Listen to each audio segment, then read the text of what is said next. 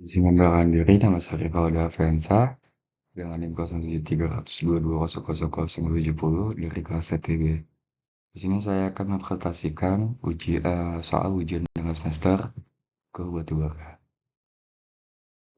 Oke, untuk yang pertama kita diminta untuk menjelaskan gambar di bawah ini yang berkaitan dengan genesa dan geologi batubara. Dari gambar ini merupakan gambar proses metamorfosa batubara, yaitu proses perubahan batubara dari gambut pit menjadi antrasit. Proses ini terjadi akibat tekanan dan panas yang meningkat sering dengan semakin terkuburnya gambut di bawah lapisan sedimen lainnya. Adapun kedalaman penguburan yang meningkat menunjukkan bahwa semakin dalam batu bara terkubur, maka akan semakin tinggi tekanan dan panas yang dialami serta waktunya itu semakin lama. Metamorfisme yang meningkat menunjukkan bahwa semakin tinggi tekanan dan panas yang dialami batu bara, semakin tinggi metamorfosenya. Untuk pertama di sini ada rawa, gambut, lignit, bituminus, dan antrasit. Jadi dia semakin ke bawah, semakin tinggi dan panas temperatur yang diterimanya. Sehingga semakin di bawah, semakin tinggi ranknya, semakin juga kadar karbonnya, dan semakin rendah hidrogen, oksigen, dan volumetimeternya. Oleh karena itu, semakin di bawah, batu bara semakin mengeras. Karena kandungan karbonnya semakin meningkat. Kesimpulannya, gambar ini menunjukkan bahwa batu bara terbentuk dari gambut yang mengalami metamorfisme akibat tekanan dan panas yang meningkat. Proses ini menghasilkan batu bara dengan kualitas yang berbeda-beda. Untuk soal selanjutnya, 1B, kita diminta untuk menjelaskan gambar ini, formasi pembawa batu bara. Di gambar ini atau peta ini menunjukkan bahwa batu bara di Indonesia tersebar di berbagai pulau dan terkonsentrasi di cekungan-cekungan yang terbentuk akibat proses geologi. Adapun formasi pembawa batu bara adalah tempat terakumulasinya batu bara. Lalu batuan sedimen yang mengandung lapisan batu bara.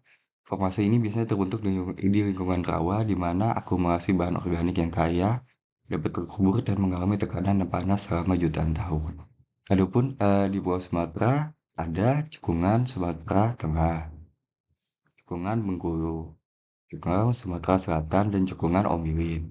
Dan di Jawa ada cekungan Jati Barang, dan di Pulau Kalimantan ada cekungan Barito, cekungan Kutai, cekungan Tarakan, cekungan Burau, cekungan Pasir Asem, dan di Sulawesi ada cekungan Sulawesi Selatan,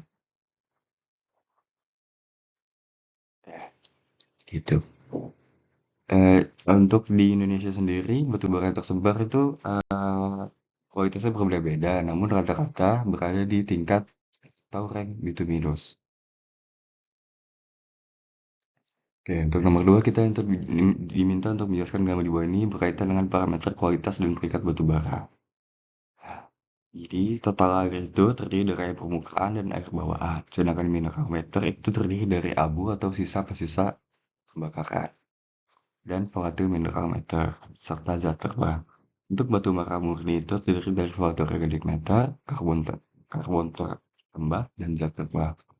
Gambar tersebut menunjukkan bahwa komponen batu bara memiliki pengaruh terhadap parameter kualitas dan peringkat batu bara. Yang maksudnya mineral metal itu terdiri dari mineral silikat, karbonat, sulfida, dan oksida. Volatimeter itu zat organik yang mudah menguap saat batu bara dipanaskan.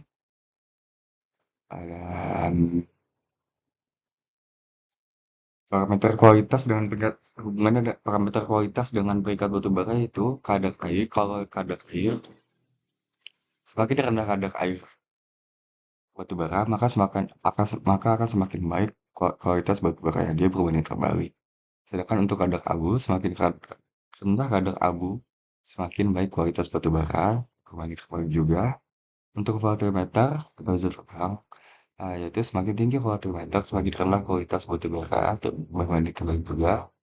Untuk kadar karbon, semakin tinggi kadar karbon, maka akan semakin baik kualitas batu bara.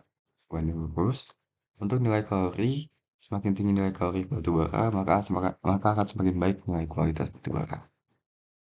Jadi kesimpulannya, untuk antrasit itu kualitas terbaik itu kadar air dan abu.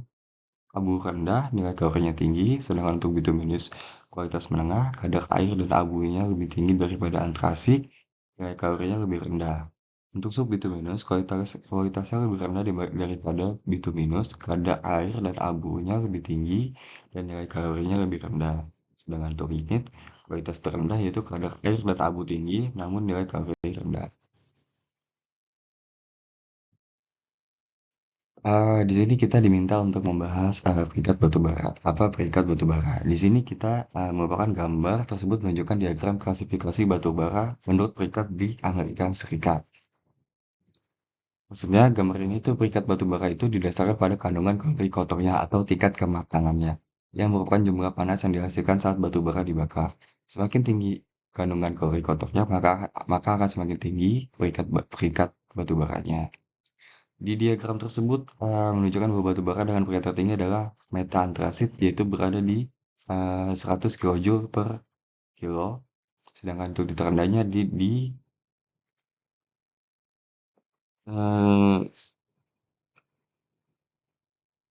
di lignit yang berada di 13,956 kJ per kilo. Diagram tersebut juga menunjukkan presentasi karbon tetap pada batu bara. Karbon tetap adalah bahan bakar yang tersisa setelah batu bara dipanaskan hingga semua air dan zat volatil lainnya dihilangkan. Semakin tinggi presentasi karbon tetapnya, maka akan semakin tinggi kualitas batu baranya juga. Untuk soal yang selanjutnya, kita diminta untuk menjelaskan metode tambang dalam high wall mining dan long wall mining.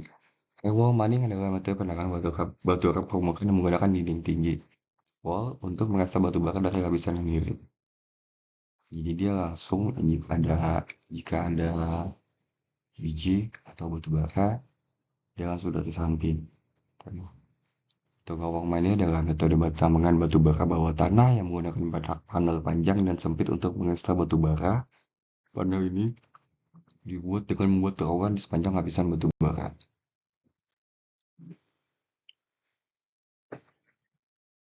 Selanjutnya, kita diminta untuk menjelaskan fenomena reduksi batu bara, impact aggregasi, shear dan kompresi, tujuan dilakukan reduksi batu bara, dan penggunaan alat-alat apa saja reduksi batu bara di industri. Yang pertama, kita jelaskan fenomena reduksi batu bara. Impact atau benturan. Benturan terjadi ketika batu bara terjatuh atau terbentur benda keras lainnya. Dampaknya, benturan dapat memecah batu bara menjadi potongan-potongan yang lebih kecil. Selanjutnya ada atrisi, yaitu definisi atrisi adalah terjadi ketika batu bara saling bergesekan satu sama lain atau dengan permukaan lainnya. Dampaknya, atrisi dapat mengikis permukaan batu bara dan menghasilkan debu batu bara. Selanjutnya ada shear. Shear terjadi ketika batu bara terpapar gaya geser yang menyebabkan batu bara terpecah. Dampaknya shear dapat menghasilkan potongan batu bara dengan bentuk pipi dan tidak beraturan. Selanjutnya ada kompresi atau tekanan. Kompresi terjadi ketika batu bara terpapar tekanan yang tinggi. Dampaknya, kompresi dapat memecah batu bara menjadi potongan-potongan kecil dan padat.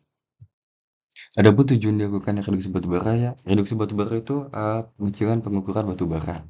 Tujuan utamanya ada banyak, namun di sini saya mengambil 3 saja. Contohnya adalah meningkatkan kualitas batu bara. Batu bara dengan ukuran yang lebih kecil dan seragam lebih mudah dibakar dan menghasilkan energi yang lebih efisien. Kedua, mempermudah pengolahan dan transportasi. Batu bara dengan ukuran yang lebih kecil lebih mudah diolah dan diangkut. Hal ini dapat membantu meningkatkan efisiensi dan menurunkan biaya produksi. Ketiga, meningkatkan efisiensi pembangkit listrik. Batu bara dengan ukuran yang lebih kecil dan seragam dapat dibakar lebih efisien di pembangkit listrik, sehingga hal ini dapat membantu mengurangi emisi gas rumah kaca dan meningkatkan efisiensi energi. Selanjutnya, penggunaan alat-alat reduksi batu bara di industri itu ada banyak. Namun di sini saya mengambil yang umumnya saja, yang umum digunakan. Yang pertama ada jaw crusher.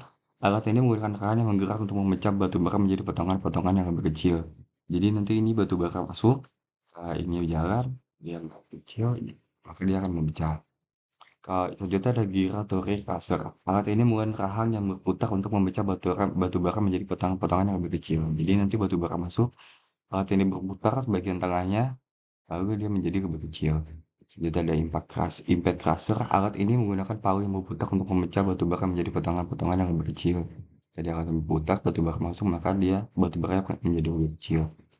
Selanjutnya ada ball mill. Alat ini menggunakan bola bola baja untuk memecah batuan menjadi lebih kecil. Jadi di dalam alat-alat ini terdapat banyak-banyak bola baja.